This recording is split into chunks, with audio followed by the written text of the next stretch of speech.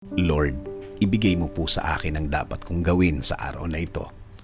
Lord, thank you for this day. Thank you for another day. Alam ko na marami na namang opportunity ang darating sa araw na ito. Alam kong darating na ang pagkakataon na inaantay ko, Lord. Panginoon, bigyan mo ako ng direksyon ngayong araw. Bigyan mo ako ng guide sa kung ano ang aking gagawin.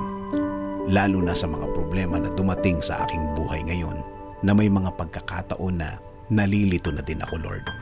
Ibigay mo po sa way ko ang mga sagot at solusyon sa mga dalahin ko ngayon, Panginoon. Ilayo mo po ako sa mga pagkakataon at mga tao na naglalayo sa akin sa sagot ninyo sa aking mga problema, Lord. Ilagay niyo po ang mga tamang impluwensya sa aking araw-araw, Lord. Mga tamang tao na mag-i-inspire sa akin.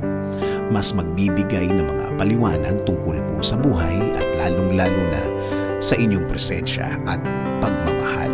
Ilayo niyo po ako sa mga maling tao na ito dahil minsan nakakadagdag po sila sa aking problemang kinakaharap. Ilayo niyo rin po ako sa mga pangyayari na maglalagay din sa akin sa mas malaking problema, Panginoon. Panginoon, itinataas ko din po ang aking pamilya. Bigyan niyo po sila ng pagmamahal. Bigyan niyo po sila ng proteksyon. Bigyan niyo po sila ng mga tamang daan at pagkakataon. Ilayo niyo po sila sa masama.